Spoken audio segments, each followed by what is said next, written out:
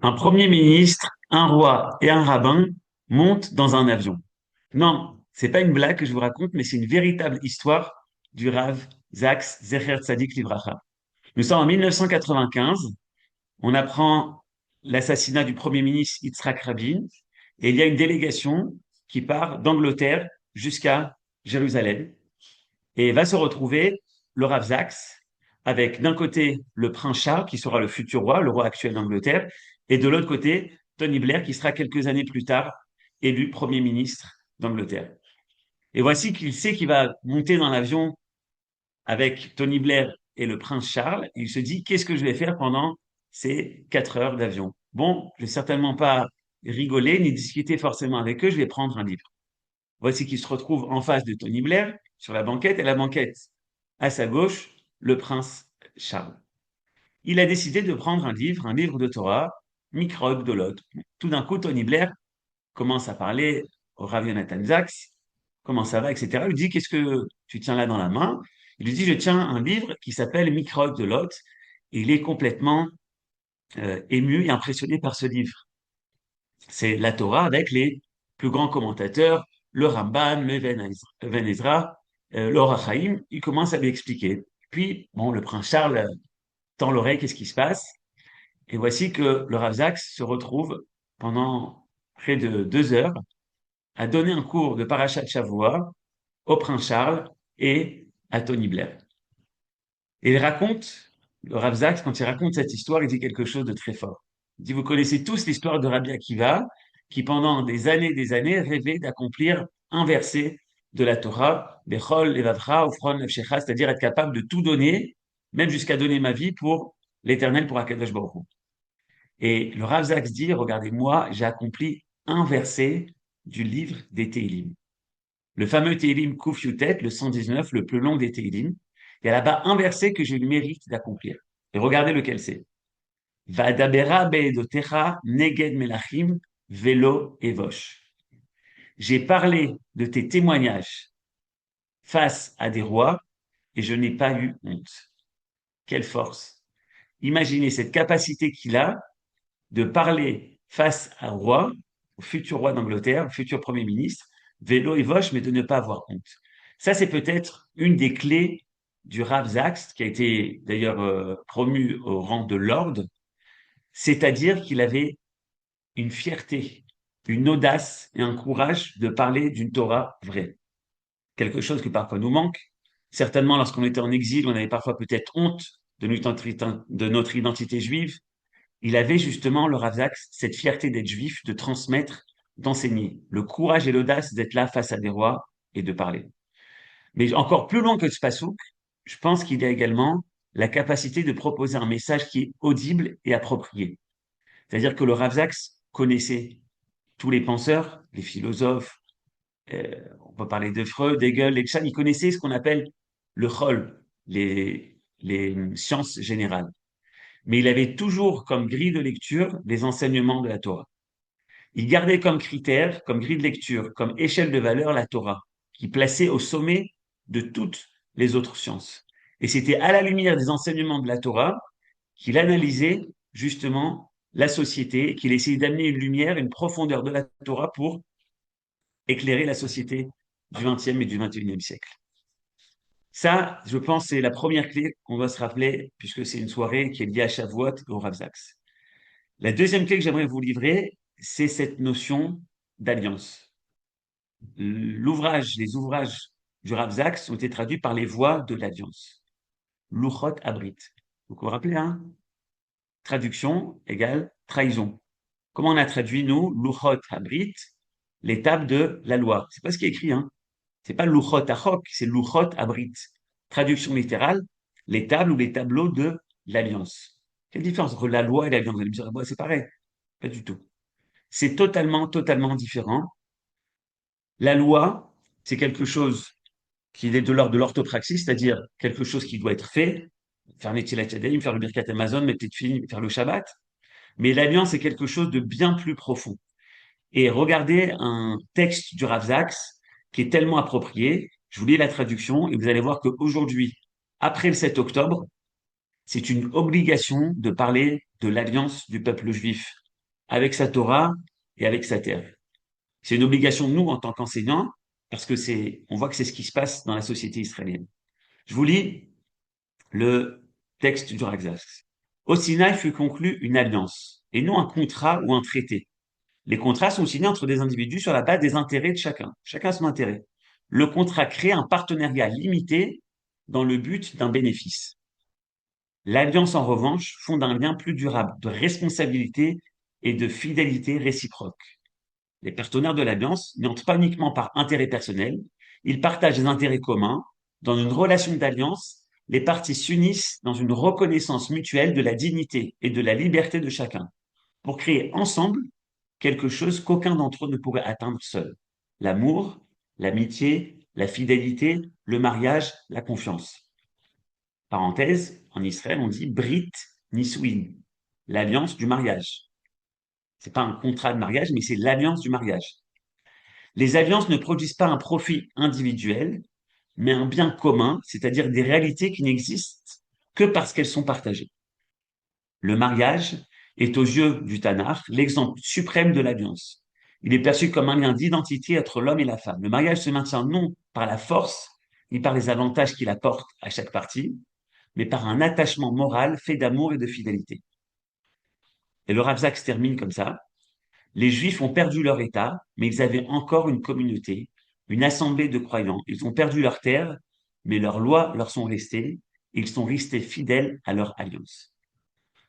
Pourquoi je parle de ce thème de l'alliance qui est tellement cher au Rav Zak? Et je pense que c'est là également le secret pourquoi les enseignements du Rav Zak sont tellement populaires ces dernières années. Parce que, encore plus fort depuis le 7 octobre, toute la société israélienne a compris qu'on a un même destin, mais qu'on fait partie d'une même alliance. Aujourd'hui, dans la politique, il parle de Brit Achim, l'alliance des frères. Ce n'est pas un lien d'une action parce qu'on a tous des mêmes croyances ou parce qu'on a tous des mêmes injonctions qui viennent de la Torah, mais c'est parce qu'on a quelque chose de bien plus fort, qui est peut-être proche comme dans un couple ou parfois comme dans une famille. Vous connaissez David Shoken? David Shoken, c'est la pointe de l'élite de gauche.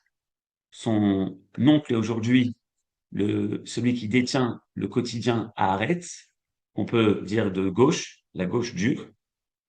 Et lui, aujourd'hui, il dit, alors qu'il était le 7 octobre, il était parti pendant plusieurs années avec sa famille, il dit, je suis revenu à la terre et j'ai compris l'attachement que j'ai avec cette terre. Parce que peu importe où je suis, je ne peux pas échapper à mon alliance en tant que juif et en tant qu'israélien. Cette voix-là, on l'entend dans toutes les couches de la société, du kibbutznik jusqu'aux gens qui sont dans le high-tech. C'est pas un retour à la religion en tant que loi, mais c'est un retour à une identité parce qu'on fait tous partie de cette alliance. Et aujourd'hui, puisqu'on est Yom Yerushalayim, lorsqu'on enregistre cette vidéo, cette soirée, on a également cette alliance avec la terre.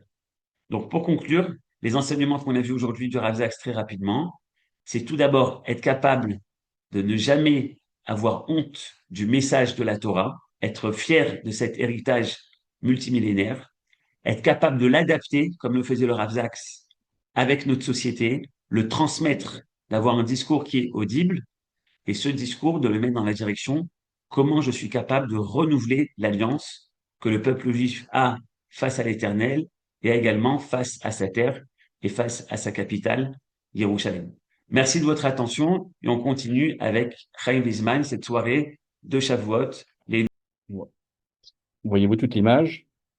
Vous la voyez entièrement? Voilà. Ok, bonsoir à vous tous, et Erev Tov d'Israël, d'Ashkelon. Je m'appelle Chaim Wiesman, ceux et celles qui me connaissent, je suis enseignant du Tanakh en Eretz Israël et à l'étranger. J'aimerais à cette occasion remercier mes étudiants que je vois ce soir parmi nous, Toda Rabba Rabba, et remercier bien évidemment toutes celles et tous ceux qui nous ont rejoints ce soir pour une étude particulière. Nous parlerons ce soir donc de Shavuot, de la fête de Shavuot, l'El Shishi. Le Rav Zaks. Le Rav Zaks a beaucoup écrit sur les fêtes d'Israël, bien évidemment sur la fête de Shavuot, la fête des semaines. Et je vous propose ce soir une étude particulière qui j'espère vous intéressera. D'ailleurs, j'en profite pour vous demander, si vous avez des questions, plus tard, à la fin du cours, ou plus tard, après le cours, n'hésitez pas à correspondre avec moi. J'aurai plaisir à répondre à vos questions et à vos remarques. Le Rav Zaks, comme je viens de vous le dire, a beaucoup écrit sur Shavuot et toutes les fêtes, bien évidemment. Et j'ai donc choisi ce soir un article, un très bel article. À vrai dire, j'ai eu beaucoup de mal à choisir. Il y a tellement d'articles, d'articles à choisir, parce que la pensée du Rav Zaks est extrêmement profonde, riche. Et j'ai donc choisi ce texte, The Sound of Silence, que nous allons traduire par le son du silence. Ce texte-là a été écrit exactement il y a 10 ans, en 2016.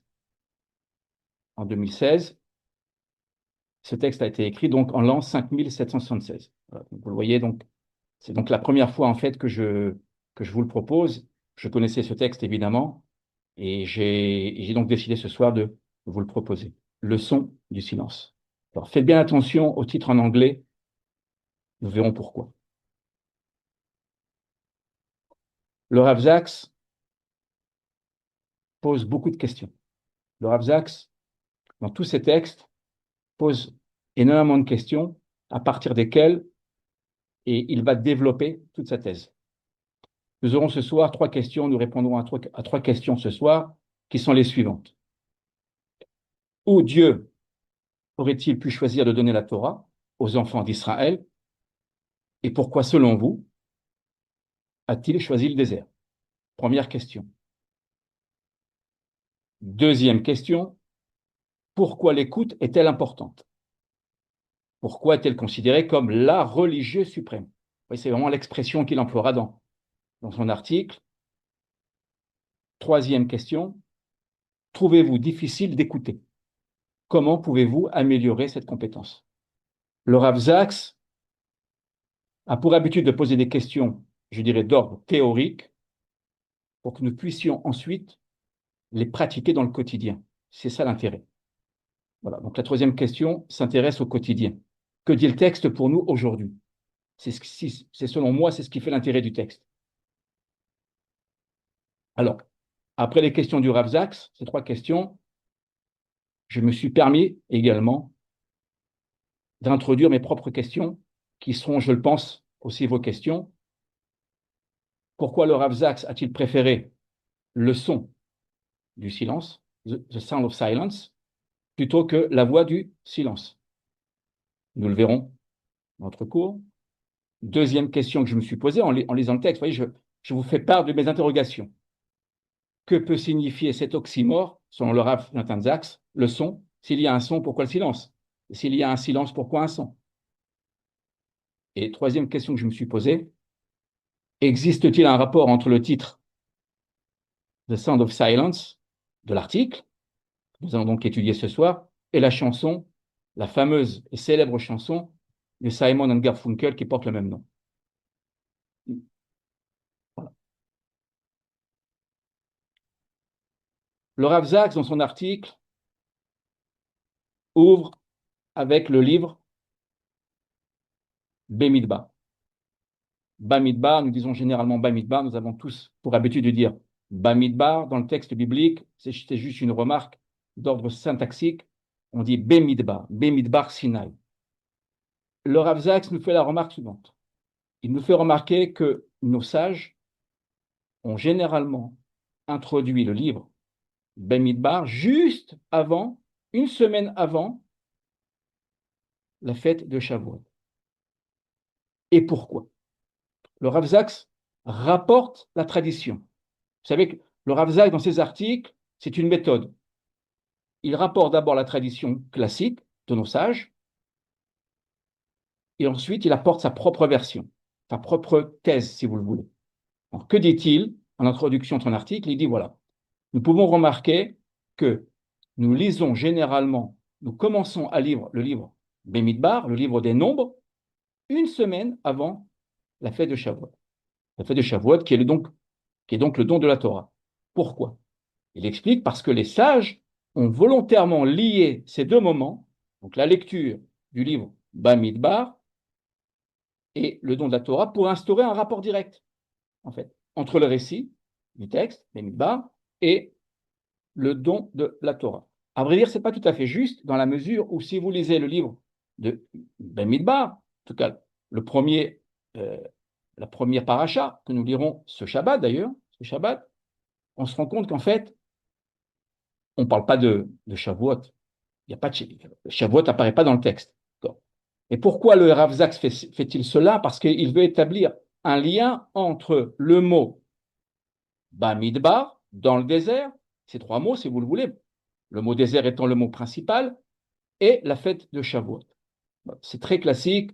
Le Rav Zaks emploie une méthode tout à fait classique, je dirais midrashique. Il reprend un terme, ensuite il va vouloir le développer. C'est ce qu'il va faire en fait dans son article.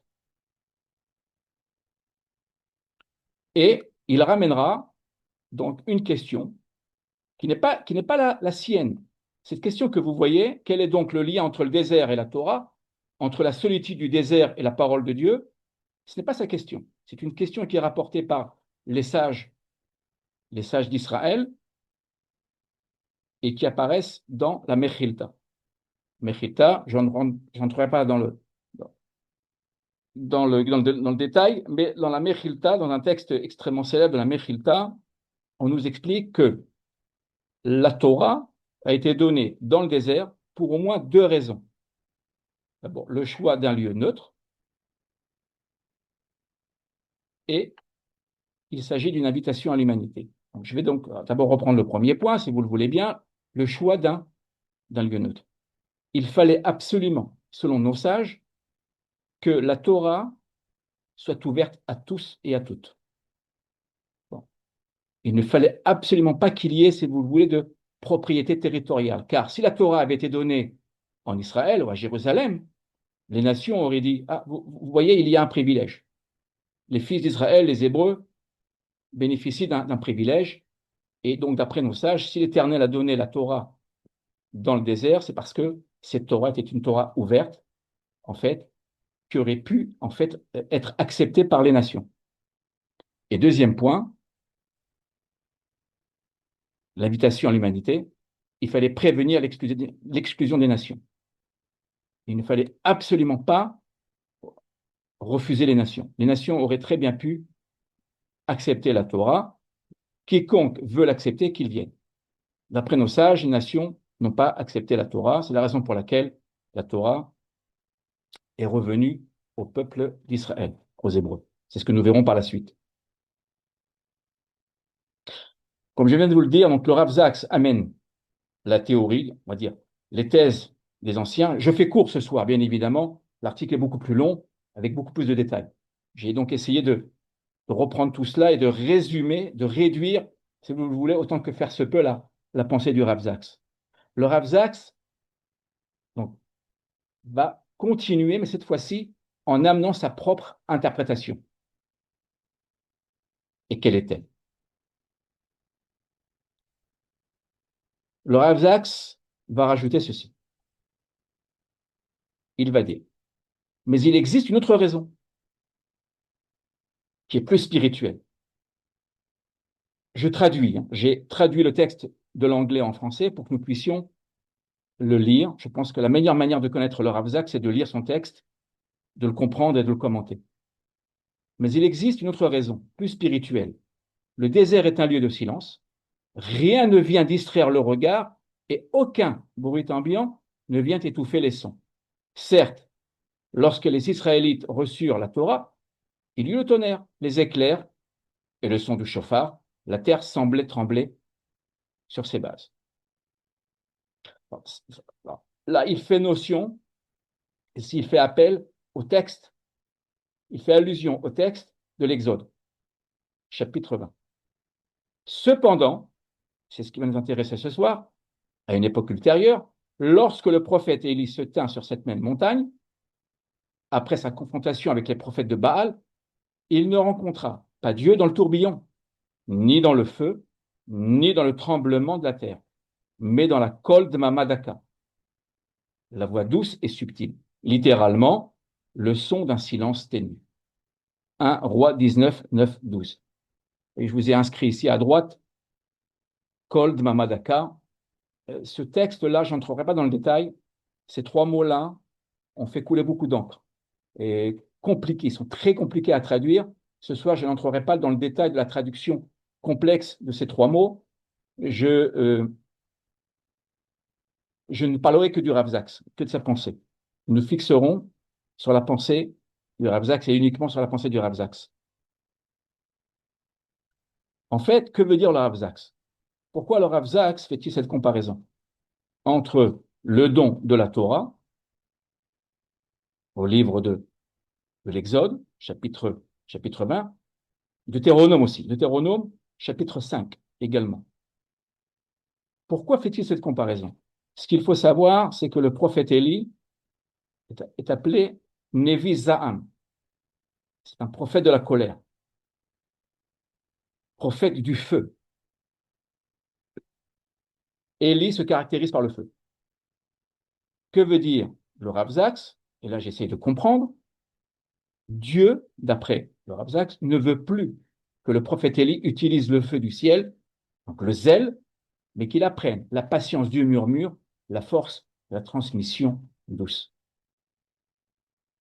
Si le peuple d'Israël a été capable de recevoir la Torah dans le bruit, dans le tourbillon, dans le feu, il est aussi capable de recevoir la Torah dans le silence, dans la douceur, dans la sérénité. C'est ce que le Rav Zaks va développer. Et il continue. Je définis, c'est le Rav Zaks qui continue, je définis cela comme le son que l'on entend que si l'on écoute. Donc il reprend le terme Kol Dmamadaka, le son d'un silence ténu, et là il va l'expliquer. Il l'explique. Je définis cela comme le son que l'on entend que si l'on écoute. Dans le silence du Midbar, du désert, on entend le Medaber, le parleur, et le Medoubar, ce qui est parlé. Alors, vous voyez sur l'écran, hein, je me suis permis ici de reprendre le texte du Rav Zaks et de l'inscrire. Vous voyez, Midbar, le désert. D'ailleurs, la racine de Midbar, c'est Dava. Midbar, le terme Midbar qui veut dire désert est trompeur. Vous savez, qu'en hébreu, nous devons toujours étudier la racine. Je suis moi-même grammairien et j'enseigne à tous mes étudiants l'importance de la racine biblique. Nous avons Midbar, la racine étant Dalet Betresh, qui veut dire parler, ou ordonner d'ailleurs. Et donc le désert, ce n'est pas forcément un lieu désertique. Le mot désert veut dire le lieu de la parole. Le lieu de la parole. Donc, Midbar. Donc, le Rav Zaks joue avec, regardez bien, il joue avec la racine. Dava, Dalet Betresh. Il part du mot Midbar, le désert, ce qui fut le cas des fils d'Israël et d'Éliaou, du prophète Éliaou. Puis, dans le désert, dans le silence du désert, du Midbar, on entend le Médaber, le parleur, c'est-à-dire l'Éternel. Certains ont traduit l'orateur. Et j'ai préféré garder le mot parleur, qui est un terme français ancien, noble d'ailleurs. Mais je vous le dis, certains ont traduit orateur. J'ai préféré garder parleur parce qu'on garde, vous voyez, la racine de la parole en français. Donc, du Midbar, dans le désert, dans le silence du désert, on entend le Médaber, c'est-à-dire l'Éternel. Et le Medoubar, ce qui est parlé. Ce qui est dit, si vous le voulez, mais ce qui est parlé, c'est-à-dire la parole de l'Éternel. Là où il y a du bruit, c'est ce que nous verrons ce soir, là où il y a du bruit, il est impossible d'entendre. Alors, ça peut être un bruit intérieur, bien évidemment. Et le Rav Zaks continue, entendre la voix de Dieu exige de vous un silence attentif dans l'âme. Ce terme-là, il n'est pas simple à comprendre, même à traduire. J'ai eu beaucoup de mal à traduire le Rav Zaks. On a différentes traductions possibles. Donc, je m'efforcerai ce soir d'expliquer ma propre traduction du Rav Zaks, que veut dire un silence attentif dans l'âme. Alors, le Rav Zaks va continuer, justement, il va expliquer. Et pour cela, il reprend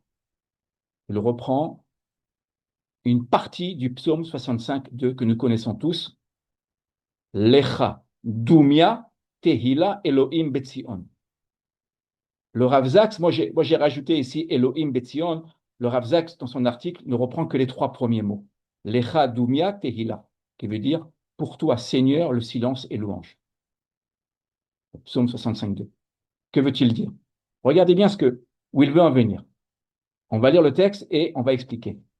Si nous sommes réellement émerveillés devant la grandeur de Dieu, l'immensité de l'univers et l'étendue presque infinie du temps, nos émotions les plus profondes seront bien trop vastes pour les mots. Nous ferons alors l'expérience d'une communion silencieuse. Que veut dire le Rav Zaks ici? Il nous dit que les mots sont parfois, comment dire, que les mots nous limitent dans l'expression de nos sentiments les plus profonds. Pour connaître, pour communier, je dirais même pour adhérer à la lumière divine, il nous faut parfois savoir se taire, nous taire, se taire. C'est dans le silence que nous sommes capables de rencontrer l'Éternel. Le silence est louange. Je dirais même qu'ici, le Rav Zaks fait la louange du silence. Vous voyez, le psaume parle du silence, que le silence est louange, et pour le Rav Zaks, la louange, c'est le silence. Atteindre à cet émerveillement cosmique n'est possible que si l'on se tait. Alors, attention, dans le psaume, il y a eu un détournement du psaume, car le psaume parle de Sion.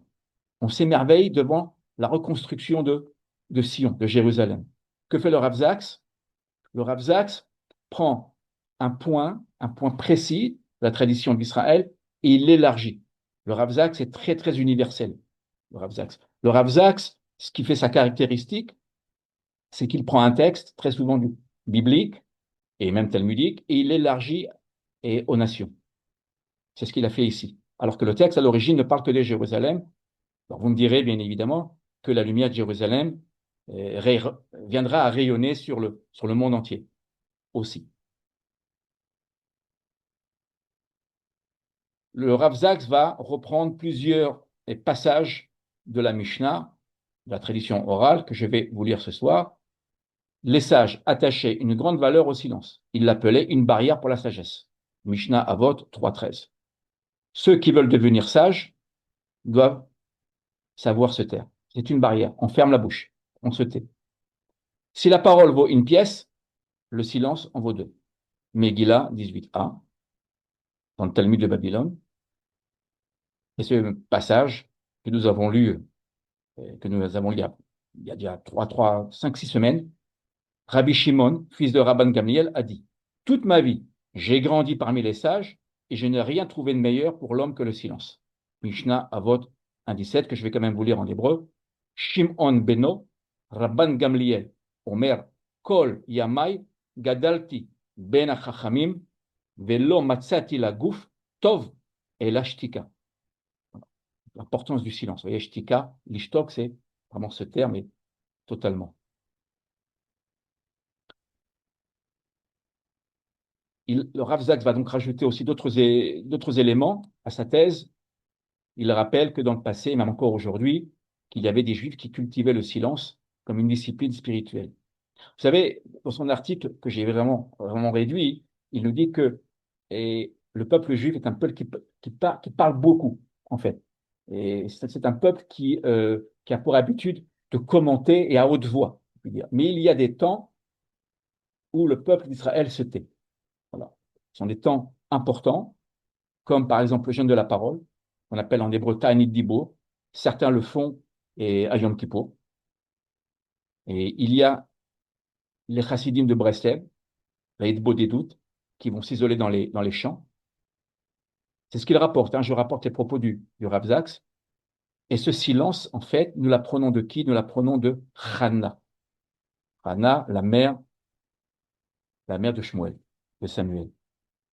Elle n'a pas d'enfant, elle pleure, elle est amère, elle se met à prier en silence. Voilà. Si vous vous rappelez, le grand prêtre Élie Vous voyez ses lèvres qui bougeaient, il l'a cru, il croyait qu'elle était ivre. Alors, en fait, il ne la comprenait pas parce qu'elle priait en son cœur. Donc, elle méditait. Là, vous voyez, là, déjà, nous avons une notion de méditation. Le silence nous ramène à la méditation. Et c'est là, je crois, et que le texte devient vraiment intéressant, selon moi. Alors, vous me direz que parce que je suis grammairien, mais c'est parce qu'en fait, le texte biblique est très, très riche. C'est ce que fait le Rav Zaks, qui est lui-même grammairien et qui analyse énormément les racines bibliques. Le Rav Zaks va reprendre la racine Shin Mem Ain, qui veut dire généralement écoutez. Shema Israël, que nous lisons 2 fois par jour. Et que dit-il? Il prend cette racine, il nous donne tous les sens possibles, cette racine. Vous voyez, Shema veut dire écouter, faire de la place à la parole de l'autre. Quand j'écoute, donc je me tais, ça veut dire que donc je fais place à la parole de l'autre. C'est entendre, bien évidemment, recevoir des sons, un message. C'est prêter attention, c'est se concentrer dans le respect de la parole de l'autre. C'est donc mettre de l'intention. Ce n'est pas simplement écouter un bruit ou un son qui rentrerait d'une oreille et en sortirait d'une autre. C'est aussi comprendre. L'ishmoa, ce verbe-là veut dire comprendre. Quand j'écoute, en fait, je comprends. Et pourquoi je comprends? Parce que je suis capable d'intérioriser, c'est-à-dire d'introduire dans mon cœur, dans mon esprit, dans ma conscience, la parole d'autrui. Mais cela ne passe que par le silence. Et là, je veux aussi, à mon avis, là est le chidouche, la nouveauté du Rav Zaks, c'est aussi répondre par l'action. Pourquoi? On a écouté, on a prêté attention, on a compris, on a su intérioriser. Pourquoi tout cela? Pour passer à l'action. Je rappelle que le don de la Torah, et c'est ce que disait notre ami Aaron et Johan, on parle de Brit, on parle d'alliance. Cette alliance, elle n'est valable que si nous sommes capables de la pratiquer. Voilà. Écouter, c'est bien, pratiquer, c'est mieux. Et vous remarquez, tout cela est contenu en un seul et même verbe. Shin, mem, ain, lishmoa.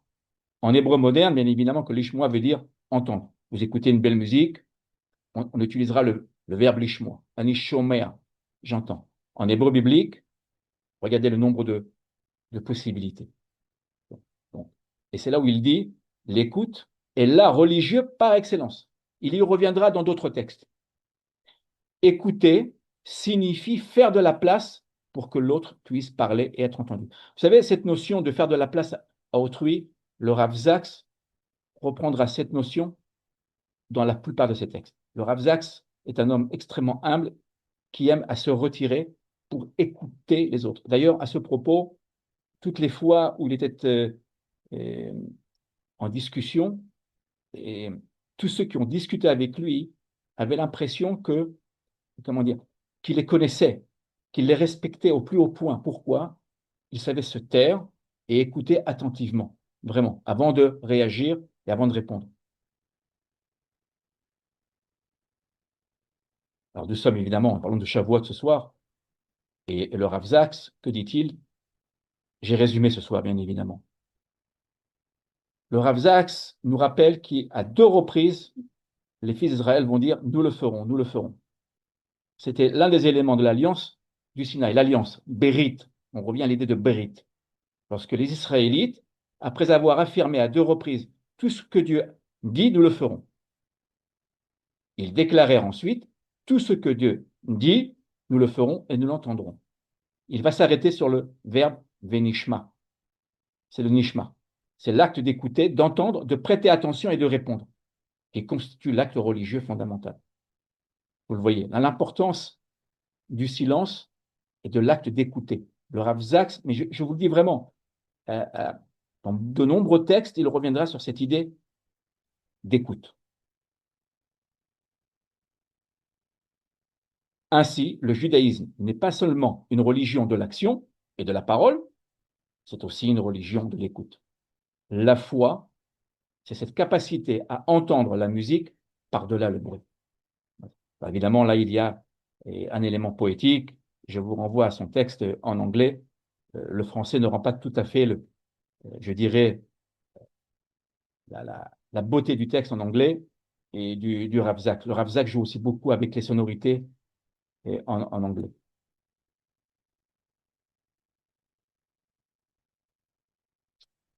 Et le Rav Zach, à la fin de son article, nous dit la chose suivante.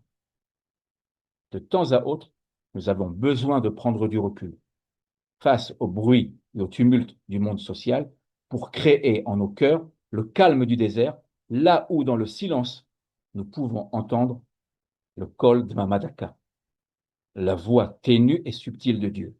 Nous murmurons que nous sommes aimés et que nous sommes entendus, que nous sommes étreints par les bras éternels de Dieu et que nous ne sommes pas seuls. Que dit le Rav Zaks? Dans une société aussi bruyante, fracturée, une société où règne la violence, la guerre, la concurrence, le stress, il est bon de savoir se retirer de temps en temps pour pouvoir faire silence. Dès lors que nous faisons silence, nous sommes alors capables d'écouter la voix, la, la voix de l'Éternel. Alors, vous avez remarqué, il n'a pas dit la voix. Il l'écrit certes, mais au départ, il a d'abord dit le son. Donc, on va y revenir.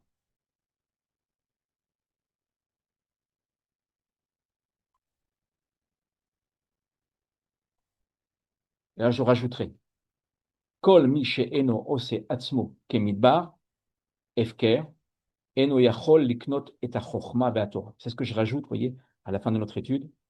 Je répète Kol mi she'eno ose atzmo kemidbar efker eno yachol liknot et chochma ve'atorah. Quiconque ne se rend pas lui-même semblable à un désert libre, disponible, ouvert, ne peut pas acquérir la sagesse et la Torah. Midrash Bamidbar, Rabbah 1,7. Nous devons faire silence en nous.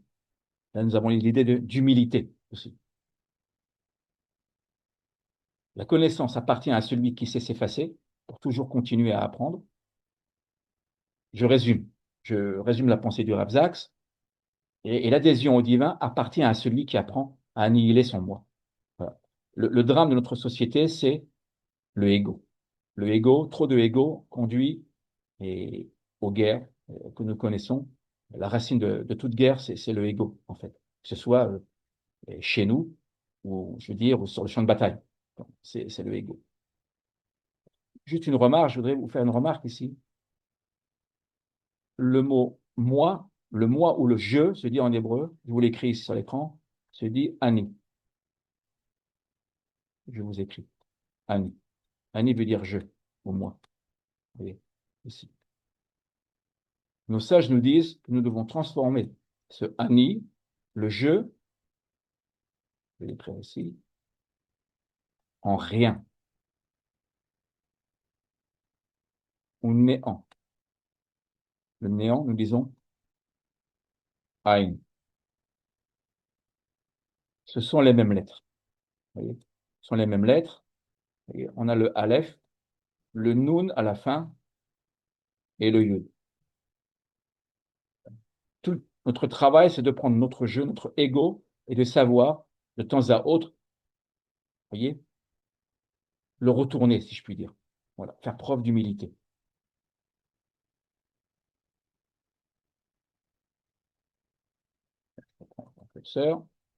Voilà. La sagesse ne peut entrer là où l'orgueil, l'ego, prend toute la place. L'effacement personnel est le prix de l'accessibilité universelle à la vérité. Voilà. Si nous voulons nous ouvrir au monde, nous devons nous effacer. Voilà. La question, vous vous rappelez la question que nous étions posée sur l'oxymore, le mot col. Voilà.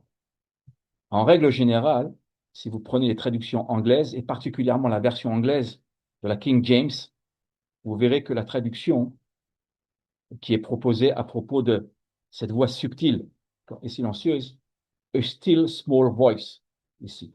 Le Rav Zaks a totalement changé la traduction. Vous savez que le Rav Zaks, je ne sais pas si vous le savez, mais je vous le dis, le Rav Zaks a retraduit tout le Tanakh qui vient d'être publié aux éditions Koren.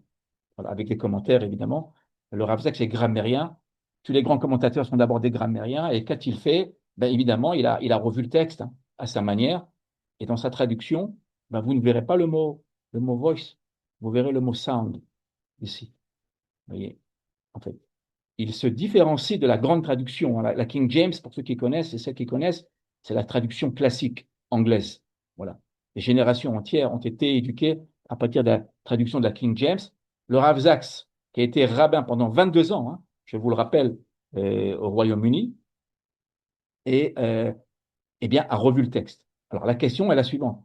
Pourquoi avoir traduit, en fait, et, kol, le mot kol, en hébreu c'est le mot kol, hein. Le mot kol, je vais vous l'écrire. Le mot kol, je vous l'écris à droite en bas. Le mot kol en hébreu, vous savez que le mot kol est très dur à traduire. En hébreu moderne, facile. En hébreu moderne, ça veut dire la voix. En hébreu moderne, le mot kol. Je vous l'écris aussi en phonétique. Voilà. Vous m'excuserez de l'écriture. Voilà. Et ce mot veut dire voix. Mais en hébreu biblique, il veut dire le son, il veut dire le bruit, il veut dire la voix. Et vous le voyez, on a plusieurs possibilités. Le Rav Zaks a préféré le mot sound. Pourquoi? On va essayer de comprendre. Il le dit dans son texte, mais c'est pas toujours très clair. Donc j'ai essayé, vous voyez, de relire, j'ai relu le texte des dizaines de fois, pour tout vous dire, pour essayer de comprendre les subtilités. Et je me suis évidemment appuyé sur d'autres textes pour pouvoir comprendre ce qu'il voulait dire, en fait. Voilà ce que je vous propose. Le Rav Zaks rappelle que Dieu n'est pas dans le spectaculaire ou le surnaturel terrifiant, mais dans la transcendance du quotidien. Il a essayé, si vous le voulez, d'enlever le mot voix, parce que le voix, hein, donc quand on parle de voix, hein, quelque part, selon le Rav Zaks, selon moi, cela ramène trop à la parole immanente de l'homme, si vous le voulez. Alors, selon lui, la présence de Dieu se manifeste par une fréquence, une vibration, une atmosphère au-delà de toute voix. Le mot son, sound, selon lui, dépasse le mot voix, selon lui. J'essaie de comprendre. Voilà. Et donc, pour le Rav Zaks, The Sound of Silence, la voix du silence, c'est le nom de l'article, symbolise la transition entre une religion de la puissance et une religion de l'intériorité. Vous vous rappelez ce que nous disions au départ. Au mont Sinaï, les fils d'Israël, les Hébreux, ont reçu la Torah dans le bruit, le feu, vraiment le tremblement de terre, même dirais-je. Le Rav Zaks dit, il y a aussi une autre vision des choses. Notre Torah, elle peut s'apprendre et se pratiquer de manière beaucoup plus intérieure. C'est l'idée que le divin se trouve dans l'espace que nous créons en faisant taire notre propre ego. Où se trouve l'éternel? En fait, il se trouve là où nous le mettrons, et surtout là où nous saurons l'écouter. Alors, notre fameuse question, nous étions posée, que je m'étais posée au départ, et cette chanson, The Sound of Silence, qui a été écrite en 1964, la date de ma naissance, pour tout vous dire, et pourquoi a-t-il repris, pourquoi a-t-il repris le, le titre de cette chanson? Je pense qu'il était influencé, et je le pense vraiment. Vous allez voir pourquoi. Certes, il y a la traduction qu'on vient de voir, il a préféré sound, le son, au mot voix, mais il y a une autre raison à cela. Vous allez le voir, le Rav Zaks vit dans son temps.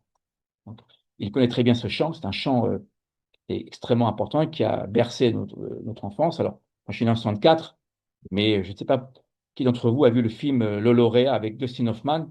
En fait, c'est un grand film, et c'est la chanson du film, hein, voilà, qui s'appelle Le Lauréat, en fait. Et si vous regardez bien, vous voyez ce que je vous ai mis à droite. Je n'entrerai pas dans le détail par manque de temps, bien évidemment, mais je vous invite à lire la chanson, à la comprendre, à la traduire. D'abord, regardez bien le fond. Tout est noir. Vous voyez? Tout est noir. Tout est noir. Vous voyez? Donc, je vous invite à lire le chant, mais regardez bien ce qui va se passer. Il y a une différence notable entre la vision du Rav Zaks et la vision du chant. Le, le chant a été écrit par Paul Simon et Garfunkel, qui sont eux-mêmes juifs, hein. Paul Simon est juif, Garfunkel aussi, ce sont deux juifs qui ont écrit ce chant dans les années 64. Alors, quelle est et à part le titre, on a le même titre, mais quelle est la différence? Il y a une différence, bien évidemment. Dans la chanson de Simon and Garfunkel, le son du silence est une métaphore de l'aliénation moderne. Ici, regarde. Pour Paul Simon, c'est lui qui a écrit la chanson, en fait. Il décrit des gens, si vous lisez le chant, qui parlent sans dire et qui écoutent sans entendre. C'est ce que nous vivons encore aujourd'hui. Parfois, et les gens vous parlent, vous avez du mal à écouter ou le contraire. Vous voyez, ici. Il y a donc une incapacité à communiquer, une forme d'obscurité. Les gens passent, mais ne se comprennent pas. Or, pour le Rav Zaks, c'est tout le contraire. Le Rav Zaks, dans sa vision des choses, et lui, il opère un retournement de situation. C'est-à-dire, voilà. Il part de cette angoisse moderne. Oui, il y a une angoisse moderne, le vide, l'absence, l'essence. Il en parlera dans d'autres textes pour montrer que le silence du prophète Élie est d'une nature opposée, en fait. Là où les deux chanteurs, Simon et Garfunkel, dénoncent un silence qui sépare les hommes, le Rav Zaks, qu'est-ce qu'il propose, lui? Il propose le contraire, un silence qui unit l'homme à Dieu. Je dirais même les hommes aux hommes. Voilà. Donc, il suggère que pour guérir, le Rav Zaks parle beaucoup de guérison, que pour guérir de l'aliénation décrite dans cette chanson, il faut redécouvrir le silence de la Kol de Mamadaka. Donc, il s'agit donc d'un silence d'écoute et non d'indifférence. Vous vous rappelez ce que nous avions dit? Un silence attentif qui est dans l'âme. C'est ce qu'il explique ici. Voilà. Et à la fin, bien évidemment, et en général, ces textes sont lus et préparés pour Shabbat. Et donc le Rav Zaks pose quelques questions à ceux qui auront lu son texte pour que nous puissions les pratiquer dans le quotidien. C'est ce qui importe, c'est le quotidien. OK, là, nous avons étudié, nous avons appris quelque chose, mais comment le mettre en pratique? Donc, il pose beaucoup de questions, qui sont des questions voilà, que j'ai quand même traduites, je voulais vous les soumettre. Y a-t-il assez d'écoute dans le monde juif d'aujourd'hui? Est-ce qu'on s'écoute? Dans le mariage, sommes-nous capables d'écouter réellement nos conjoints? En tant que parents, sommes-nous capables vraiment d'écouter nos enfants? Et en tant que dirigeants, entendons-nous les peurs inavouées de ceux que nous cherchons à guider? Voilà. Il en sera de même pour la souffrance. Sommes-nous capables d'être empathiques, faire preuve d'empathie envers ceux qui sont exclus ou ceux qui souffrent? Vous voyez. Voilà. Et dernière question qu'il nous pose, pouvons-nous vraiment prétendre à écouter la voix de Dieu si nous manquons d'écouter la voix de nos semblables? Je pense que c'est, à mon avis, selon moi, c'est la question la plus importante. Si nous ne sommes pas capables d'écouter notre prochain, alors, a fortiori, nous ne serons pas capables d'écouter l'Éternel. Je vous souhaite à toutes et à tous bonne fête de Shavuot. Bénédiction à vous tous et à vous toutes. Merci de votre attention. Toda Rabba.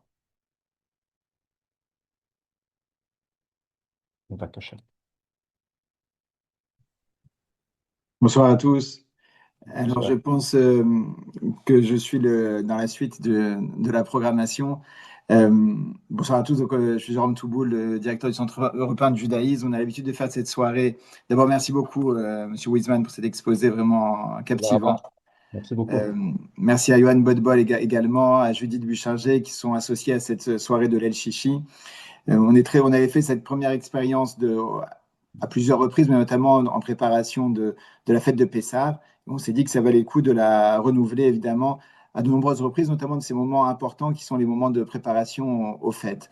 Alors, je vais essayer, c'est une une soirée particulière aujourd'hui. Johan en a probablement parlé au début, puisqu'on est à la fois à quelques jours de Shavuot et également Yom Yerushalayim.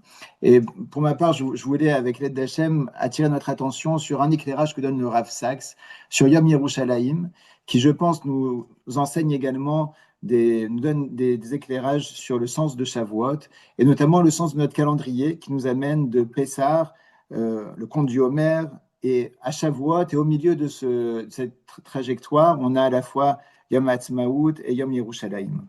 Alors, pour reprendre donc des éléments qui sont inspirés directement d'une rachat du Rav Sachs, le Yerushalayim, comme chacun le sait, c'est un lieu qui est central dans toute l'histoire du Ham Israël.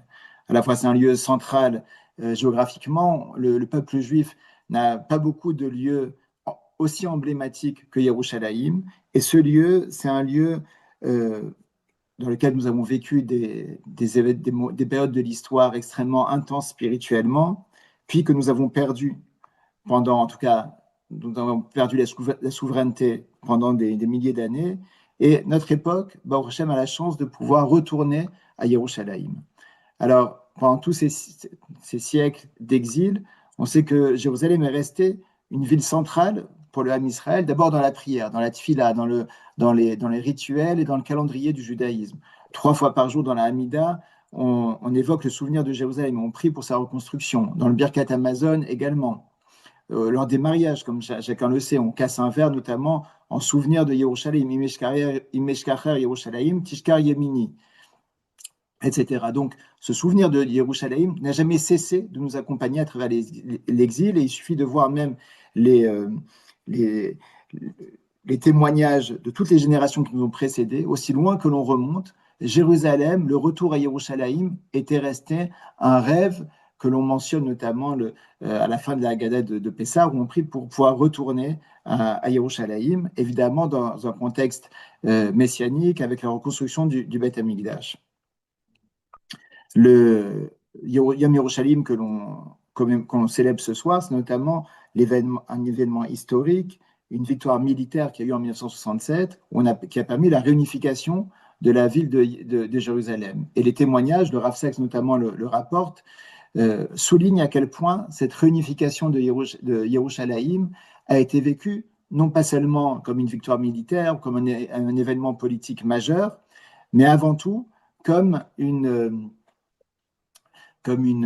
l'aboutissement en tout cas partiel, mais l'aboutissement d'un rêve, d'une espérance millénaire. Lorsque les militaires et les rabbinim qui accompagnaient l'armée a pu pénétrer dans le Har HaBayit, il y a eu cette fameuse phrase que rapporte le Rav Saks, Har HaBayit beyadenu. Le mont du temple est dans nos mains, entre guillemets. Et cette phrase a été un événement, un séisme majeur avec une portée spirituelle également extraordinaire. Et cette portée spirituelle, je voudrais, avec votre permission et dans le sillage du Rav Saks, l'illustrer à travers peut-être 2 exemples qui peuvent éclairer notamment dans quelle mesure ce Yom Yerushalayim est porteur d'un message spirituel important et qui prend sens notamment à quelques jours de Shavuot. Le premier élément que rapporte notamment le Rav Saks, c'est la fameuse Gemara, le fameux passage du Talmud de Babylone, du traité Makot, à la fin du traité Makot, où l'on évoque notamment une discussion entre Rabbi Akiva et les sages qui l'accompagnent au moment où ils pénètrent justement sur le mont du Temple. Ils arrivent sur le mont du Temple et ils voient là-bas un spectacle de désolation. Ils voient, nous dit-on, des renards notamment qui rôdent sur le mont du Temple. Et tous les compagnons de Rabbi Akiva, devant cette tragédie, se mettent à pleurer. Et Rabbi Akiva se met à rire. Alors, c'est un passage connu, probablement que vous connaissez déjà, mais je le rappelle juste pour poser le contexte. Rabbi Akiva, donc ils sont interpellés par le rire de Rabbi Akiva, il dit « Mais pourquoi tu ris ?» Alors Rabbi Akiva leur retourne la question, il dit « Mais vous, pourquoi est-ce que vous pleurez ?» Et donc les compagnons de Rabbi Akiva lui disent on voit ce spectacle de désolation, comment, alors qu'on nous dit que même un étranger, seul le Kohen Gadol pouvait pénétrer dans le Kodesh HaKodashim, dans le lieu le plus saint, le jour de Kippour, et il pénétrait dans des tremblements, avec une conscience de la solennité de ce moment toute particulière. Aucun étranger ne pouvait pénétrer dans ce lieu. Et aujourd'hui, on voit ce champ de ruines, on voit des renards qui rôdent ici. Comment ne serions-nous pas affligés? Comment ne pleurions-nous pas devant un tel spectacle? Et il dit, cette raison pour laquelle vous pleurez, c'est également celle pour laquelle je ris. Parce que jusqu'à présent, je vivais avec l'espérance de ces prophéties que l'on lit, de la reconstruction de Yerushalayim. Et je ne savais pas, j'avais évidemment la Emouna, mais je me disais toujours, quand est-ce que ça va arriver? Est-ce que ça va arriver? Est-ce qu'on va pouvoir voir enfin Yerushalayim rebâti, comme l'évoquent les prophètes, des villes qui sont pleines d'hommes et de femmes âgées, d'enfants qui rient, etc. Est-ce qu'on verra à nouveau cette vitalité au sein du Har HaBayit, du mont du Temple, avec la reconstruction du Beth Amikdash? Et quand je vois en fait ce spectacle qui nous est donné de voir, donc un champ de ruines, je réalise qu'en fait, les prophéties se réalisent, puisque celle de Ouria notamment, qui a mentionné qu'un jour Sion serait labouré comme un champ, c'est ce que nous voyons aujourd'hui. C'est ce qu'il voyait en tout cas à l'époque, ce spectacle.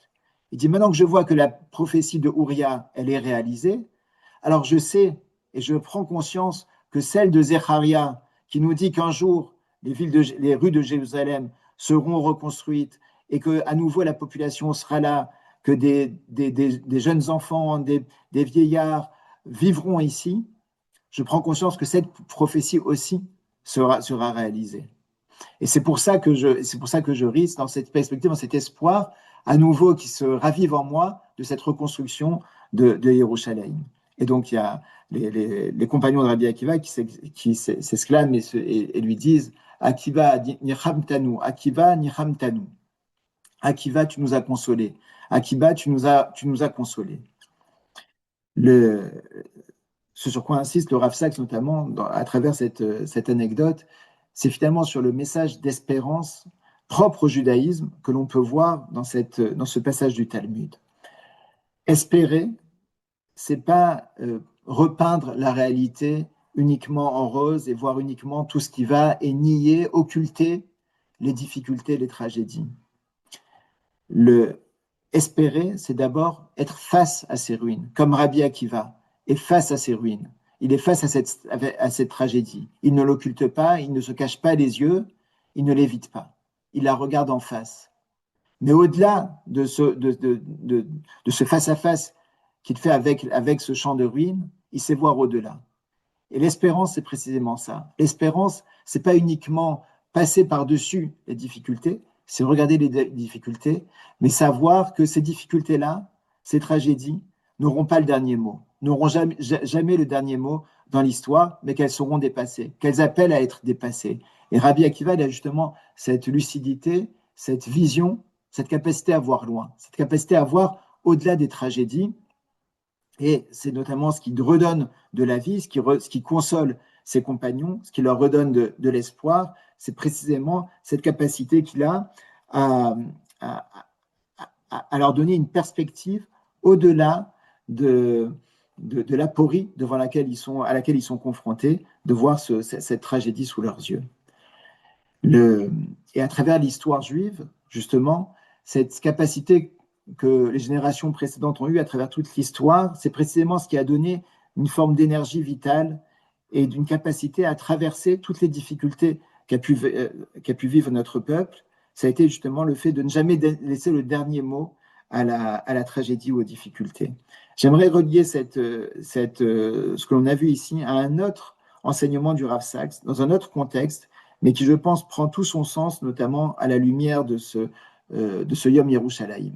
Vous savez que l'attachement du Ham Israël à Jérusalem a suscité l'étonnement, mais souvent l'émerveillement de toutes les nations. Il y a notamment, vous avez sûrement en tête ces très belles lignes de Chateaubriand dans l'itinéraire de Paris à Jérusalem, où il évoque justement son émerveillement devant cette vision qui lui a été donnée, de voir les descendants du temple de Jérusalem être encore présents à Jérusalem, être encore en train de lire le même livre, être encore accrochés au même espoir, à la même espérance. Et il dit précisément, c'est à Jérusalem, si le caractère du miracle existe, alors il nous semble, dit Chateaubriand, qu'il se trouve précisément ici, chez les descendants du peuple de Judée, comme il dit, ces souverains légitimes de cette terre, c'est ici que se trouve le miracle. Comment un peuple il peut rester attaché à travers tant de siècles à un même rêve, à un même espoir, à une même espérance? Comment est-ce possible? On rapporte même que Napoléon, une fois, il aurait traversé au cours de ses conquêtes un quartier juif le jour de Tisha B'Av, il a entendu des pleurs, des communes, une synagogue où les gens pleuraient, etc. Effectivement, il récitait les keynotes, les lamentations de Tisha B'Av. Et il s'est retourné vers ses soldats, il a dit, mais qu'est-ce qui se passe ici? Pourquoi on entend des pleurs? Il dit, non, c'est les Juifs, ils sont en train de faire une prière et ils pleurent. Il dit, pourquoi ils pleurent? Il dit, bah, parce que pour la destruction du temple de Jérusalem. Il dit, mais quand est-ce que ça a eu lieu? Ah, ça a eu lieu il y a 2000 ans. Il dit, comment? Ils sont encore capables de pleurer pour un événement qui a eu lieu il y a 2000 ans? Il dit, alors un peuple qui est capable de pleurer encore 2000 ans après pour ce qu'il a perdu, il le retrouvera certainement. Une anecdote que l'on prête à Napoléon.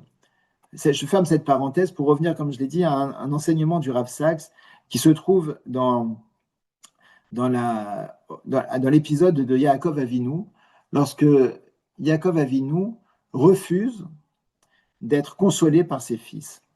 Il refuse d'être consolé au moment où ses fils viennent lui apprendre que Yosef, ils veulent lui faire croire que Yosef a été tué par une bête sauvage. Yaakov Avinu, évidemment, apprend cette tragédie. Il est complètement éploré. Et à ce moment-là, ses fils se lèvent pour le consoler. Mais lui, il a ce réflexe, Vaimaen. Il refuse. Il refuse d'être consolé. C'est un verbe qui est connu parce qu'il va revenir plus tard pour Yosef Hatzadik. Comme si quelque part la force de Yaakov Avinu se transmet à son fils. Cette force spirituelle se transmet de génération en génération. Et ce Vaimaen, il est connu parce qu'il porte notamment une chalchelette, un signe de ponctuation, de cantillation rare dans la Torah, qui intervient que à 4 reprises. Et le Rav Sachs développe beaucoup cette idée-là. Mais ce qui intéresse le Rav Sachs, donc plutôt, la première fois qu'apparaît dans ce contexte le verbe Vaimaen, c'est quel est le sens de ce refus de Yaakov Avinu d'être consolé? Pourquoi il refuse d'être consolé?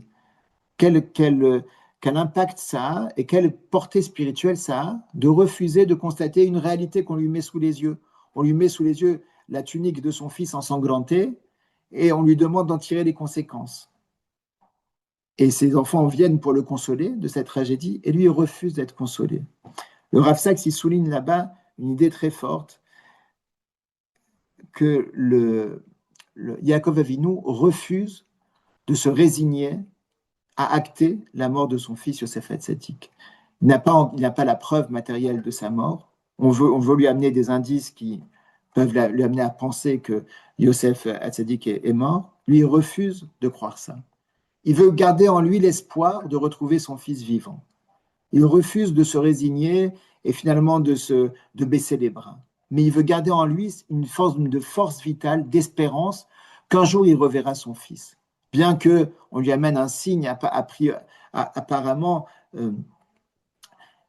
irrévocable, mais lui, il refuse de croire ça. Et il s'accroche à son espérance. Il s'accroche à son espérance, et effectivement, quelques parachiotes plus tard, il retrouvera son fils, Yosef. Et de là, on voit notamment à la fois cette force de caractère, mais aussi cette capacité à s'accrocher spirituellement dans sa tête, dans son âme, dans sa neshama, à un espoir, à une ambition, à un rêve. C'est une liberté fondamentale qu'a l'homme, que personne ne peut lui enlever, d'être capable de s'accrocher intérieurement à une espérance, à un rêve, associé à la prière, associé à sa foi, à sa émouna. Cette expérience de Yaakov Avinu nous prouve qu'il a eu raison, qu'effectivement, il ne s'est pas résigné. Il a gardé sa fidélité à son fils et il a eu raison puisqu'il le retrouve vivant quelque temps après. J'ai été très interpellé, vous savez, au moment des otages du 7 octobre, quelque temps après, il y a beaucoup de discours qui nous disaient mais enfin, vous espérez encore retrouver les otages vivants, vous savez aux mains de qui ils sont, vous savez pourquoi vous espérez les retrouver. On a refusé de croire ça. Je sais que personnellement et autour de moi, mes amis, je pense que de manière collective, on a refusé de se résigner, de croire qu'on ne retrouverait pas, Dieu préserve, nos frères et nos sœurs. On s'est accroché, on s'est battu, on a prié pour leur retour, et effectivement, Vaïmaen, on a refusé de se résigner, et on a pu en retrouver de nombreux parmi nous. On pleure tous ceux qu'on n'a pas retrouvés, mais voilà, on est allé, le Ham Israël est allé chercher jusqu'au dernier d'entre eux. Par rapport à Yerushalayim, je pense que c'est une espérance et une démarche spirituelle du même ordre qui a animé le Ham Israël à travers toute son histoire.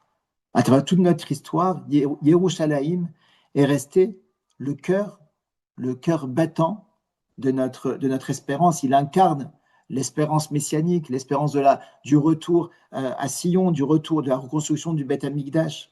Jamais on s'est résigné. Aujourd'hui, Baruch Hashem, notre génération, elle a la chance de pouvoir y aller, de pouvoir y vivre ou de pouvoir s'y rendre. Alors que c'était inenvisageable pendant des siècles et des siècles, ou alors c'était des voyages extrêmement périlleux, difficiles, longs, que parfois certains entreprenaient ce voyage, n'arrivaient pas à leur terme, devaient rebrousser chemin, etc.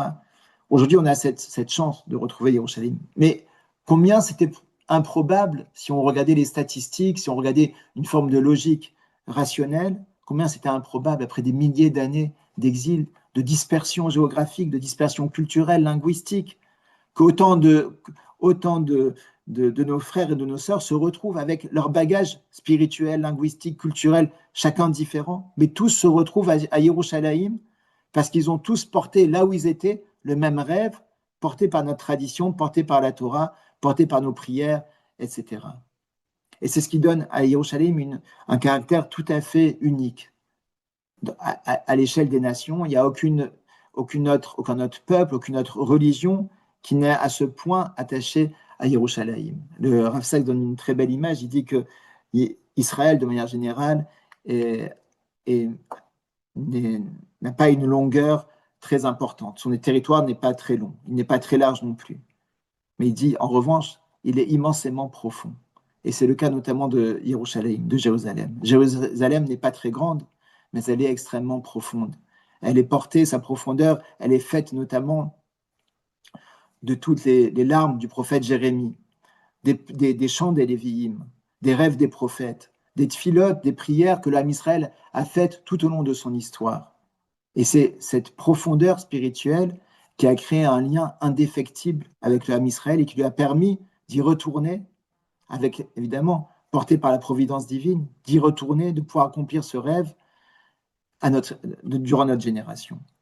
Alors on est à quelques jours de Shavuot. Quel peut être le sens finalement de cette portée symbolique, de cette portée spirituelle de ce Yom Yerushalayim, de ce privilège que notre génération connaît, de pouvoir retourner à Jérusalem? À quelques jours de Shavuot, ce que l'on peut se dire, c'est que on a récupéré, Baruch Hashem, Jérusalem. Maintenant, il nous reste à mériter de donner à Yerushalayim toute sa profondeur spirituelle, avec Bezrat Hashem, la reconstruction du Beth Amikdash, qu'on puisse redonner justement à cette ville toute sa splendeur spirituelle. Et ça, c'est notre travail. C'est le travail de chacun d'entre nous, justement, à quelques jours de Shavuot, de prendre conscience qu'on a été porté justement par notre tradition, par la Torah écrite, par la Torah orale, à travers tous ces siècles d'exil. Maintenant, nous, on a notre partition à jouer, de nous renforcer, de progresser, d'être suffisamment méritants pour pouvoir parachever cette réunification de Yerushalayim en lui redonnant sa stature, sa centralité spirituelle. Vous savez, on dit qu'à l'époque de la destruction de Jérusalem, de la destruction du temple de Jérusalem, les contemporains de cette tragédie ne savaient plus comment vivre. Ils étaient tellement déboussolés par la perte du temple, c'était tellement un élément central dans leur vie spirituelle, dans leur vie tout court, que lorsque le temple a disparu, c'est comme si on coupait la lumière. On passait d'un monde en couleur à un monde noir et blanc. Tout d'un coup, ils étaient complètement perdus, déboussolés. C'est un travail pour nous de imaginer ça à nouveau, parce qu'on n'a pas connu, et les générations qui nous ont précédés n'ont pas connu cette réalité du temple à Yerushalayim. Mais en tout cas, les témoignages nous disent cela, si bien que le prophète Jérémie, il a dû leur écrire aux exilés une lettre pour leur dire, continuez à vous marier, à avoir des enfants, à ensemencer la terre, à bâtir. Continuez jusqu'au jour où vous reviendrez. Il avait besoin de leur dire parce que c'était pas pour eux, c'était pas évident. Ils ne savaient plus où trouver du sens. Donc, ces quelques mots, Bezrat Hashem, ces quelques mots puissent nous donner de la force justement à quelques jours de Shavuot pour essayer de nous pénétrer de la richesse infinie de notre tradition qui nous a porté, qui nous a permis d'arriver aujourd'hui à mériter de retourner à Jérusalem et que l'on puisse contribuer à parachever ce retour en assistant, Bezrat Hashem, à la reconstruction du Beth Amikdash, à la venue du Mashiach. Merci beaucoup à tous. Alors, je ne sais pas si Norbert... Bien, mon intervention va être brève. Je vais essayer, dans la mesure du possible, d'être beaucoup plus concis. Eh bien, je vais vous parler de la paracha de la semaine, de la paracha Bemidbar. Comme l'a expliqué longuement Chaim, ça a un rapport avec la fête de Shavuot, puisque traditionnellement, on la lit toujours le Shabbat avant Shavuot. Entre autres parce que, effectivement, la Torah a été donnée dans le désert, hein, parce que le désert n'est pas seulement un lieu géographique, c'est l'espace de la rencontre, dépouillé de tout, où Dieu et son peuple se sont trouvés pour la première fois. Et la Haftara de Bemidbar, que nous ne lirons pas Shabbat, parce que c'est la veille de Rosh Chodesh et on lira Macha Chodesh, mais c'est dommage parce que c'est une Haftara dans Oshéa, Osée, une Haftara magnifique et qui est une des plus belles interprétations prophétiques de justement cette rencontre dans le Sinaï. L'histoire d'Oshéa est une des plus étranges de toute la prophétie. C'est l'histoire d'un mariage. Il a épousé une femme qui s'appelait Gomer, dont il était très amoureux, mais cette femme a été infidèle, elle l'a quitté, elle a eu d'autres amants, et elle a fini par se vendre comme esclave. Mais Oshéa, écartelé entre la colère et l'amour, n'a pu se résoudre à renoncer. Dans un éclair prophétique, Dieu lui fait comprendre que son expérience personnelle reflétait celle de Dieu avec Israël. Il les avait arrachés à l'esclavage, conduits à travers le désert, installés dans leur pays. Mais malheureusement, le peuple lui fit infidèle, il courut après d'autres dieux. Et Dieu dit, normalement, j'aurais dû les abandonner. Et pourtant, son amour est inextinguible. Et il promet, par la voix d'Oshéa, de les ramener au désert, lieu de leur premier amour, et de renouveler cette alliance. Le Talmud, dans Pesachim, rapporte un dialogue assez extraordinaire entre Dieu et Osée. Dieu lui dit, tes enfants ont péché. Le prophète aurait dû répondre, mais ce sont tes enfants, les enfants de tes bien-aimés Abraham, Yitzhak et Yaakov. Sois miséricordieux envers eux. Au lieu de ça, il dit, maître de l'univers, le monde entier est à toi, échange-les contre une autre nation. Alors Dieu lui dit, va, épouse une femme qui t'abandonnera. Et puis, lorsque tu ne pourras pas la renvoyer, tu comprendras pourquoi moi non plus, je ne peux pas renvoyer Israël. De là, on voit l'étendue de l'amour de Dieu pour Israël. Entre parenthèses, remarque le Rav Sachs, un leader du peuple juif, forcément, doit aimer le peuple. Les prophètes ont beaucoup fait de remontrances à Israël, mais ces remontrances ne sont pas des condamnations, ce sont le résultat d'un amour déçu, les profondeurs d'un désir ardent.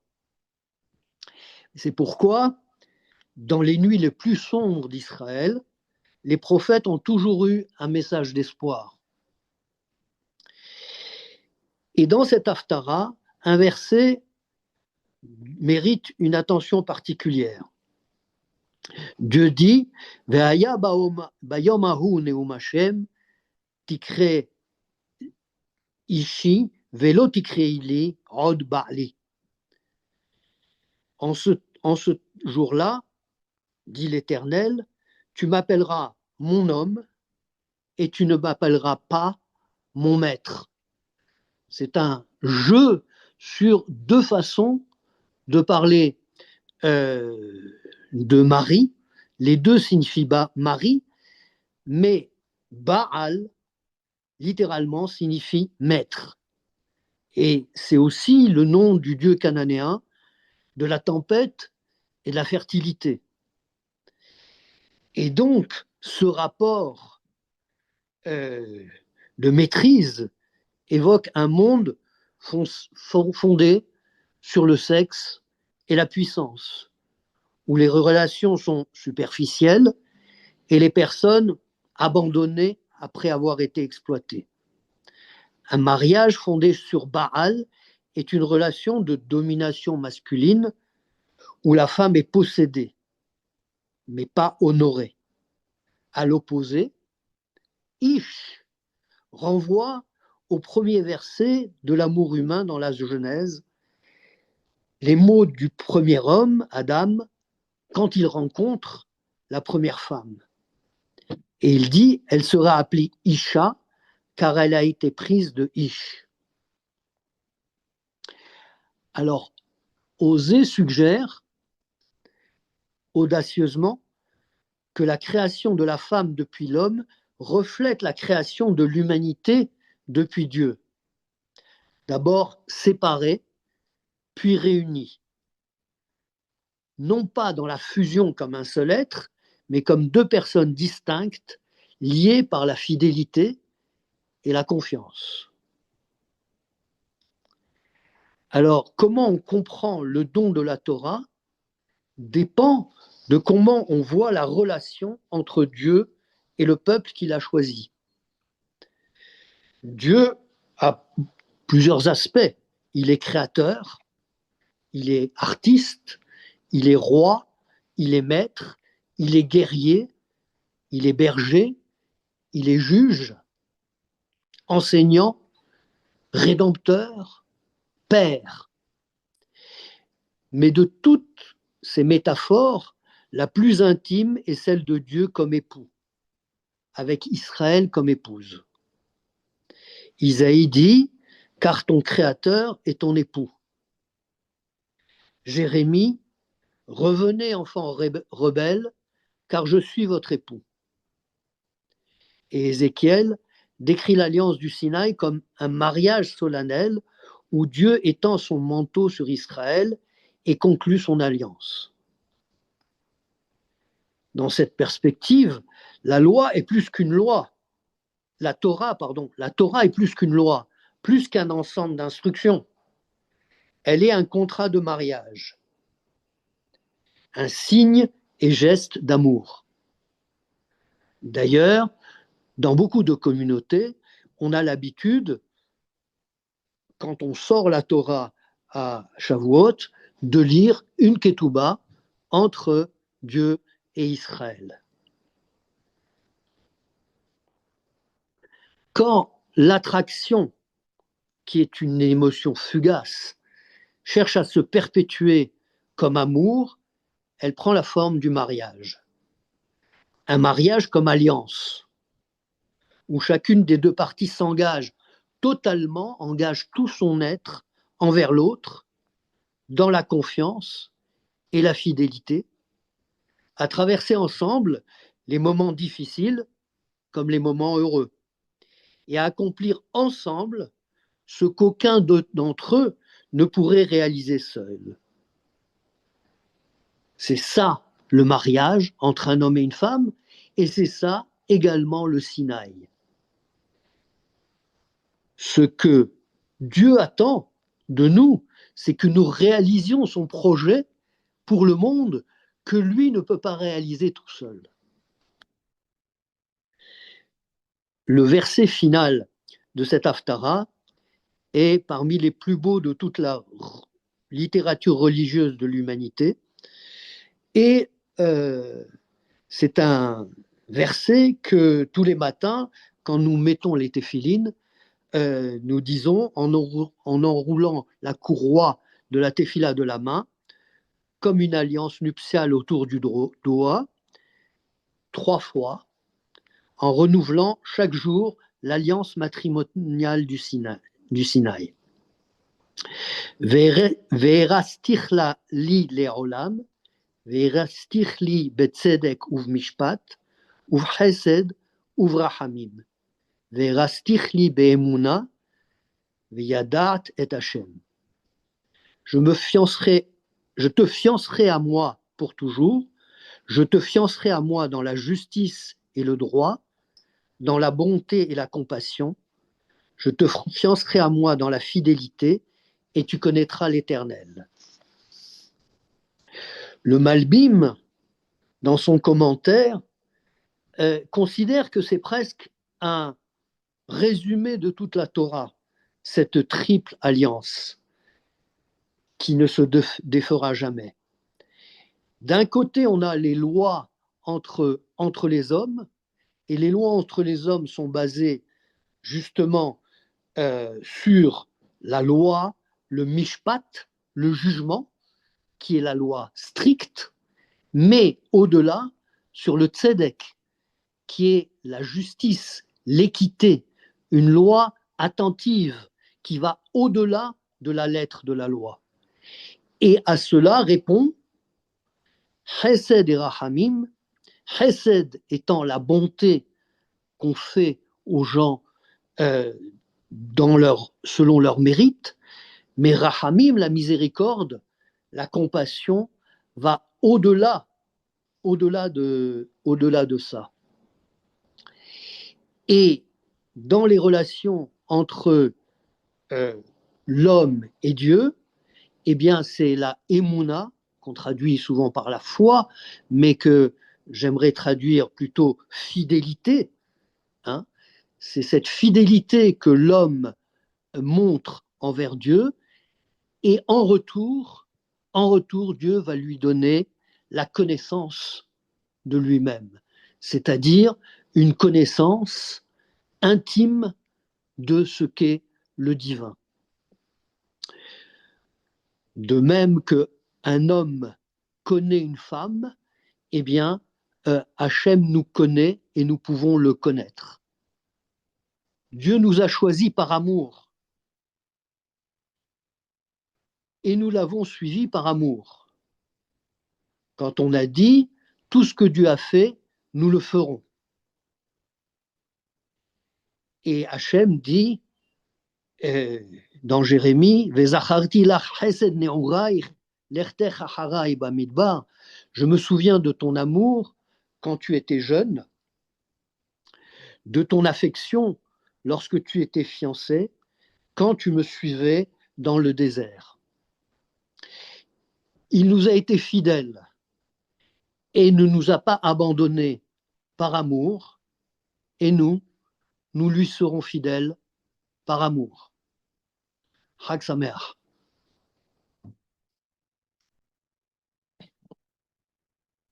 Voilà. Je pense Là, qu'on c'est t'entend bon. présent. C'est Vous bon. m'entendez bien? C'est bon. Très bien. Merci beaucoup, Judith. Parfait. Ravi de te Merci. retrouver à nouveau et de te donner la parole pour conclure donc cette soirée de préparation à Shavuot avec les éclairages du Rav Sykes. Merci infiniment, Jérôme. Merci, Johan. Merci, Chaim Norbert Thierry, pour l'organisation et le déploiement de cette dense et passionnante soirée d'études. Alors, je vais conclure en quelques minutes avec l'évocation d'un lumineux voyage auquel nous invite le Rav Sykes. C'est un voyage à travers 3 saisons, 2 femmes et une seule idée. Qu'est-ce que l'amour véritable? Et je vous propose d'y entrer par une porte inattendue. Non pas celle par la porte du Har Sinaï, non pas par la Seret Adibrot, les 10 paroles, mais par une petite Megillah que nous allons lire à Shavuot, qui est celle du livre de Ruth. Si vous examinez les Shalosh Regalim, les 3 fêtes de pèlerinage dont fait partie Shavuot, vous découvrirez quelque chose de tout à fait remarquable en regardant la Megillah qui est lue à chacune d'elles. À Pessah, nous lisons Shir HaShirim, le Cantique des Cantiques. C'est l'amour, nous dit le Rav Saks, du printemps, l'amour de la jeunesse, un duo passionné entre deux amants. Pas de mariage, pas d'enfants, pas de responsabilité, seulement une passion brûlante, celle du commencement. À Sukkot, à l'autre extrême de l'existence, nous lisons Qoéleth, l'Ecclésiaste. C'est l'amour de l'automne. L'auteur est un vieil homme qui regarde sa vie en arrière et se demande ce qui avait vraiment de la valeur. Ce ne sont ni les maisons qu'il a bâties, ni les biens qu'il a accumulés. Et Shlomo Amelech dira Re Chaim im isha asher ahavta. Vois la vie avec la femme que tu aimes. L'amour mûrit, l'amour qui a traversé le temps. Et entre les deux, à l'aube de l'été, vous avez Shavuot, pendant laquelle nous lisons le livre de Ruth. C'est l'amour, nous dit le Rav Saks, de l'âge adulte. L'amour envisagé comme un chesed, comme une forme de bienveillance, incarné par une fidélité, un amour en acte. 3 saisons, 3 amours, donc nous dit le Rav Saks. Mais c'est celui de Shavuot que je vais essayer de vous montrer qui contient la clé des 2 autres saisons. Pourquoi lire l'histoire d'une femme moabite à Shavuot? Posons la question naïvement, nous invite le Rav Saks. Shavuot, c'est la fête du Matan Torah, du don de la Torah. C'est le moment fondateur du peuple juif comme nation. On s'attendrait à lire un récit grandiose, la sortie d'Égypte, le Sinaï, les Aseret Adibrot, les 10 paroles. Et au lieu de cela, nous lisons l'histoire d'une jeune veuve moabite, étrangère, sans enfant, qui suit sa belle-mère sur une route de Bethléem. Le Midrash Ruth Rabbah pose lui-même la question. Rabbi Zera dit, ce livre ne contient rien sur la question de la pureté, de l'impureté, de l'interdit ou du permis. Pourquoi alors a-t-il été écrit? Les lamdecha, kama sachar tov legomle chassadim, nous dit Rabbi Vera, pour t'enseigner la grandeur de la récompense de ceux qui pratiquent les actes de chesed. Voilà la première clé, nous dit le Rav Saks. À Shavuot, jour du don de la loi, nous lisons un livre qui ne contient aucune loi. Parce que la Torah nous enseigne que la loi sans le chesed est une coquille vide. Avant la loi, il y a la bonté, il y a le chesed. Avant la règle, il y a l'interaction, il y a la relation. Le Rav Saks va aller plus loin. Il observe un parallèle saisissant entre la Megillat Ruth et le Sefer Bereshit. Rashi, dans le premier verset de la Torah, pose la question « Pourquoi la Torah commence-t-elle par la création et non par le premier commandement donné à Israël ?» Et il répond « Pour fonder le droit d'Israël sur sa terre. » Mais regardez plus en avant. Les 5 livres de la Torah racontent l'histoire d'Israël comme nation, comme une sorte de corps politique. Et pourtant, il s'ouvre par un livre, la Genèse Bereshit, qui ne raconte que l'histoire d'une famille. De même, les livres de Samuel, le livre des rois, racontent l'histoire d'Israël comme un royaume. Et pourtant, leur prélude, qui est ce fameux livre de Ruth, ne raconte lui aussi que l'histoire d'une famille. Pourquoi ce parallèle? Parce que la Torah nous enseigne la primauté du personnel sur le politique. À savoir, nous dit Rav Saks, qu'aucune nation, aucun royaume, aucune institution ne tient si ses fondations ne sont pas faites de bonté, de générosité, de force morale, qualité qui n'existe vraiment que dans le tissu intime de la famille humaine. Maintenant, regardons de plus près. Le livre de Ruth se conclut par une bénédiction très étrange. Les anciens vont venir dire à Boaz que ta maison soit comme la maison de Péretz que Tamar enfanta à Yehuda. Pourquoi évoquer Tamar à ce moment précis du récit de la Megillat Ruth? Parce que les 2 récits, nous dit le Rav Saks, sont précisément des miroirs l'un de l'autre. Et les parallèles sont nombreux et ils sont vertigineux. Les 2 récits commencent par un homme mûr qui s'éloigne de sa famille. L'un, c'est Yehuda qui va quitter ses frères, et l'autre, c'est Elimelech qui va quitter Bethléem dans la Megillat Ruth. Les 2 récits racontent la mort de 2 fils. Dans les 2 récits, la femme reste veuve, sans enfant et sans possibilité de hiboum, cette fameuse loi du Lévira. Dans les 2, le mariage Lévira est non conventionnel. Tamar avec son beau-père et Ruth avec un parent éloigné, Boaz. Dans les 2, ce sont les femmes et non les hommes obligés par la loi qui portent la mémoire du défunt. Enfin, dans les 2, ce sont 2 femmes qui agissent avec audace. Tamar se déguise à l'entrée des Naïm, Ruth va se coucher aux pieds de Boaz à l'ère de battage. Surtout, dans les 2 récits, les héroïnes sont des personnages, nous éclaire Rav Saks, les plus marginalisés qui soient, à savoir des veuves sans enfants, des veuves venues de nations étrangères et même hostiles au peuple juif. Tamar, la cananéenne, Ruth, la moabite, des femmes que la société aurait écartées. Et pourtant, ce sont elles qui vont permettre précisément à l'histoire juive de continuer. Il y a un livre célèbre d'Otto Rank qui s'appelle Le mythe de la naissance du héros, qui décrit le modèle classique. Un enfant né d'un couple royal, le roi le perçoit comme une menace, on tente de le tuer, il est sauvé par des gens simples, et finalement, il vainc le roi, et l'on découvre à ce moment-là son sang royal. C'est l'archétype du mythe d'Oedipe, de Romulus et de tant d'autres. Or, regardez la généalogie qui clôt le livre de Ruth. Péretz, Etzron, Ram, Aminadav, Narshon, Salma, Boaz, Oved, Ishaï, David.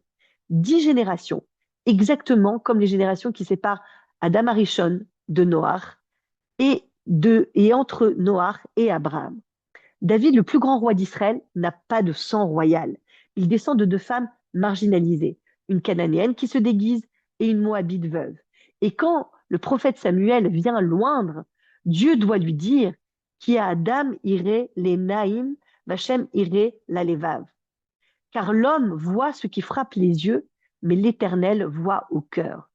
C'est exactement l'inverse du mythe héroïque païen.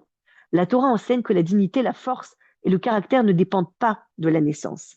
David hérite de Tamar et de Ruth la loyauté, le courage et le chesed, et c'est cela qui le rend précisément apte à régner. Parce que Shavuot, c'est Matan Torah, mais le prophète Hoshea, comme l'a magnifiquement explicité Norbert, décrit ce moment du Sinaï comme des fiançailles. Verastir li leola, verastir li betzedek ou bemishpat ou bechesed ou rachamim. Je te fiance à moi pour toujours, je te fiance à moi dans la justice, le droit, la bonté et la compassion.